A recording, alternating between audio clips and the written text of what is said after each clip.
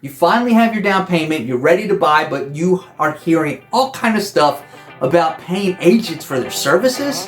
Humbug! Why would you do that? Well, today I'm going to share with you how much it costs to hire a buyer's agent and what you should expect from them. And we're going to get started.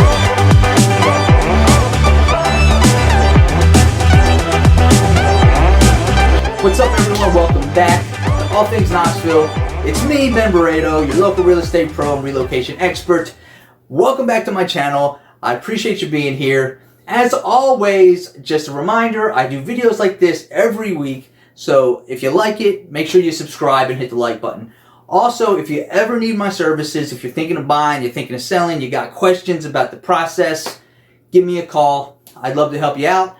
I help people like you all the time, and I'd love to help you too. All right, so why should you pay a buyer's agent, and how much is that going to cost you? Before we talk about the cost, let's talk about the services you should expect. Now, we no longer live in a time where the only way a buyer could get her eyes on a listing would be to go through an agent. There was a time like that. Then one day, the National Association of Realtors had the bright idea of giving all of the access to the MLS away for free. Next was the rise of Zillow and similar real estate websites. Additionally, as Google becomes more and more accessible, as well as other search website platforms that search online, all at your fingertips, the process, the lenders, the title companies, all of that is right there. So why do you need a realtor? Well, the first obvious answer to that question is access.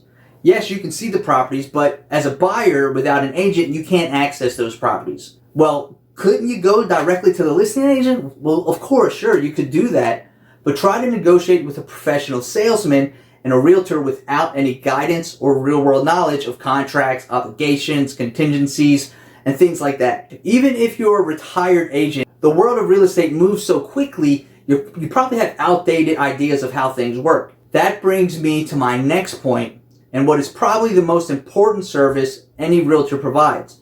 That is, of course, knowledge and expertise. Agents don't just open doors. We make offers on your behalf. We represent you legally. We negotiate on your behalf. We ensure that you stay within the bounds of the contract and you don't get into any trouble. Agents coordinate the process from start to finish and ensure you're not getting yourself into a bind. We have all the contacts to ensure a smooth escrow. We have local market knowledge and the ability to access legal records that are otherwise very hard to obtain or even illegal for anyone other than a licensed realtor to access. So how much is it going to cost you to access these professional services? I mean, what I just described is just the tip of the iceberg, especially when you're dealing with a badass like me. It's just a tiny summary of what I could do for you. Using a buyer's agent is usually free for a buyer though. The agent that represents the buyer is typically paid their commission by the seller's agent. Many buyers mistakenly believe that if a seller does not have to pay a buyer's agent commission, that they'll reduce the price of the home in the amount equivalent to the buyer agent's fee. This is not true. Once a seller signs a listing agreement with a listing agent, they have contractually agreed to a total amount of commission that will be paid once the house is sold, regardless of how many agents are involved. The total commission is the same for the seller regardless of whether if there's a buyer agent involved or not. Therefore, if a buyer purchases a property without the use of a buyer's agent, the listing agent is entitled to keep the commission that would have been paid to the buyer's agent. Sometimes they'll cut that in half, but that's something that they have to work out with the listing agent. Buyers really don't have much say in that.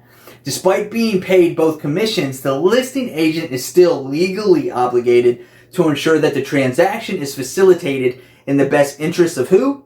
The seller, not the buyer.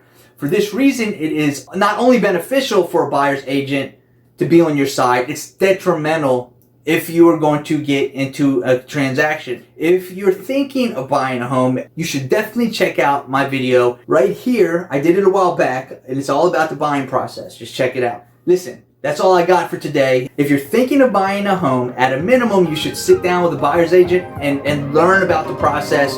and see what they can do for you. That's all I got for today. Thanks for watching, guys. We'll see you next.